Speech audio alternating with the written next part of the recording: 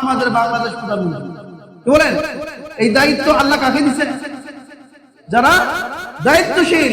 আল্লাহ তাআলা বলছেন الذين إن مكناهم في الأرض أقاموا الصلاة وآتوا الزكاة وأمروا بالمعروف ونهوا عن المنكر ولله عاقبة الأمور।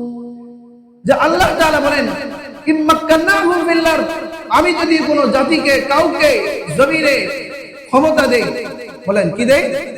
ক্ষমতা দেই, শক্তি দেই, তাদের কাজ হলো কয়েকটা। এক নম্বর হলো আকামুস সালাহ, আল্লাহর বিধান, নামাজকে প্রতিষ্ঠা করবে। প্রত্যেকেই যেন নামাজের প্রতি পাবন্দি করে। যারা নামাজ পড়বে না ওদের জন্য পিটানোর ব্যবস্থা করতে হবে।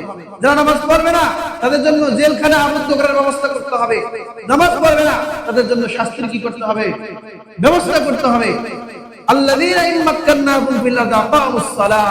দুই নম্বর হলো, এক নম্বর আল্লাহর হক, দুই নম্বর ওয়া আতাউজ যাকাত, বান্দার হক, তারা যেন সঠিকভাবে যাকাতটাকে আদায় করে দেয়। যারা বকিল কৃপণ সঠিকভাবে যাকাত বের করে না, ওদের থেকে যাকাত বের করে জোর করে উসুল করে হকদারের হক পর্যন্ত পৌঁছায় দিতে হবে। ওয়া আমারু বিল মারুফ ওয়া নাহু আনিল মুনকার, মানুষকে সৎ কাজের আদেশ করবে, অসৎ কাজের নিষেধ।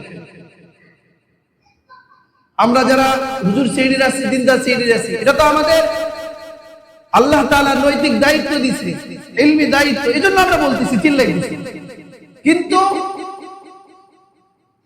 প্রয়োগিক ভাবে আমি এখানে বলতেছি, আমি তো এটা সবার মধ্যে প্রয়োগ করতে পারবো না, বলে যাচ্ছি।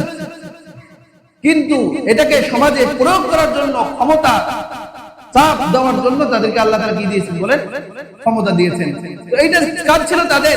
এখন তাদের আশ্রয় তারা কামনা করতেছে, ট্রিপল লাইনে ফোন দেয়, পুলিশ আসে এই বেটা ধরে। কাজ ছিল তাদের, ওই কাজটা সে করছে। আবার দেখেন উল্টো বাস্তবে তাই, ইতিপূর্বে তাই হয়েছে।